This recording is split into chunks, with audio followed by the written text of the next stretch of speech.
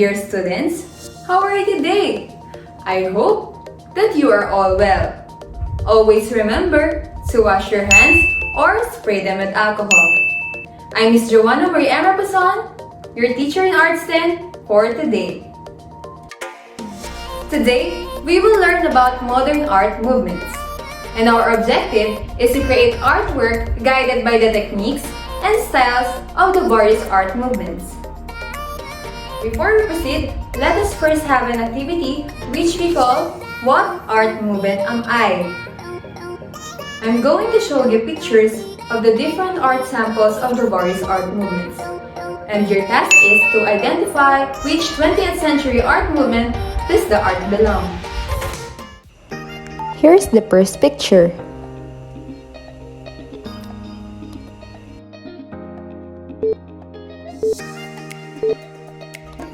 You got it right!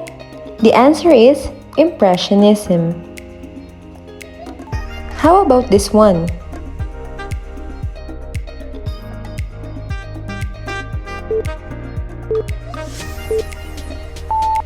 Brilliant! The answer is Expressionism. And lastly,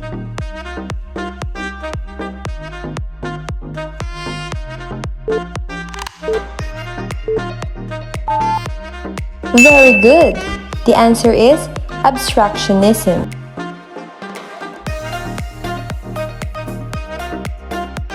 Tap your shoulders for a job well done. Alright, let us learn more about modern art and its different movements. Modern art includes artistic work produced during the period extending roughly from the 1860s to the 1970s and denotes the styles and philosophies of the art produced during that era. Now, let's proceed to the modern art movement. First, we have Impressionism. This art movement was more concerned with capturing a sense or feel of the subject rather than a realistic rendering. And here is an example. We also have Expressionism, a bold new movement. This art movement was more concerned with emotional impact rather than realism.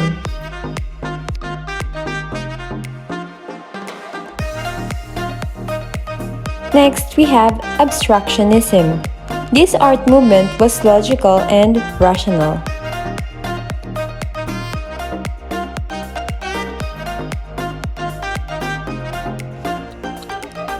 Another one is Abstract Expressionism. Daring American artists came up with their own synthesis of Europe's Cubism and Surrealism known as Abstract Expressionism.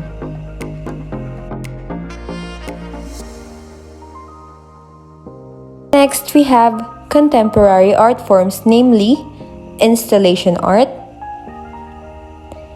and performance art.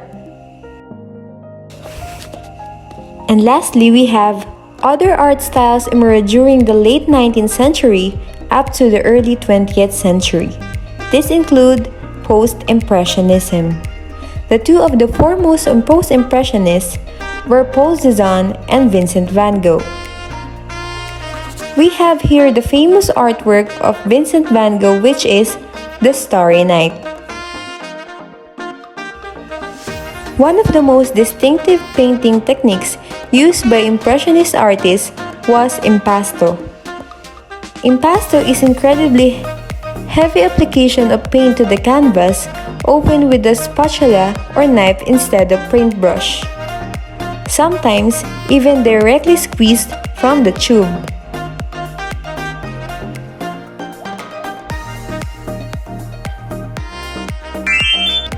Students, let us apply the techniques and styles of the various art movements by using the impasto technique.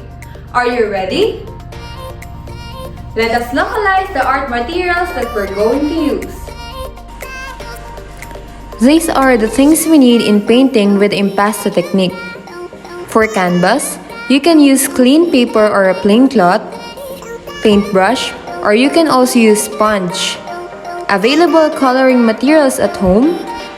Instead of palette, you can use spoon. pencil, and rags for cleanup.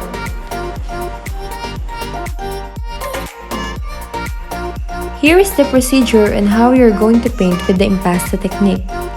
Number 1. Decide on a simple design for your artwork. Keep in mind what colors of paints are available to you. Number 2. Using a pencil, sketch in the general design on the clean paper or a plain cloth. Number 3. Apply the paints to your design with a brush, then thicker with the spoon in certain spots. Squeeze the paint directly from the tube. Number 4. Allow the paint to dry thoroughly before handling or displaying the finished artwork.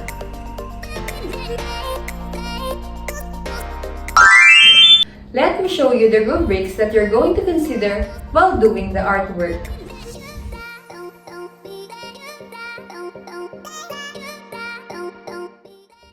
I hope everyone's ready.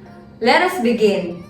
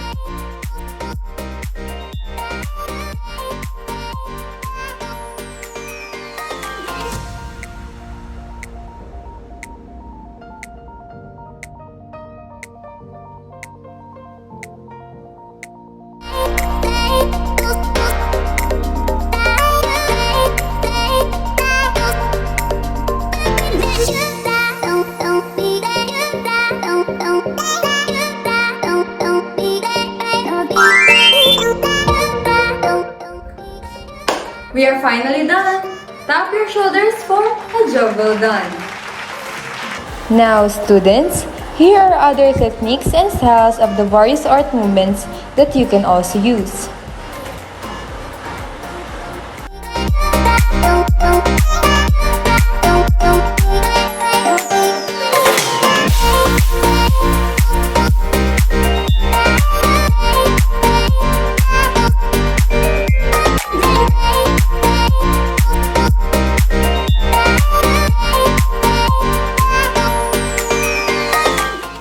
And that ends our lesson. I hope you enjoyed and learned. Remember this: modern art is the world's response to the rationalist practices and perspectives of the new lives and ideas provided by the technological advances. If you have queries and clarification about today's lesson, feel free to send them to your arts teacher through the Messenger Classroom.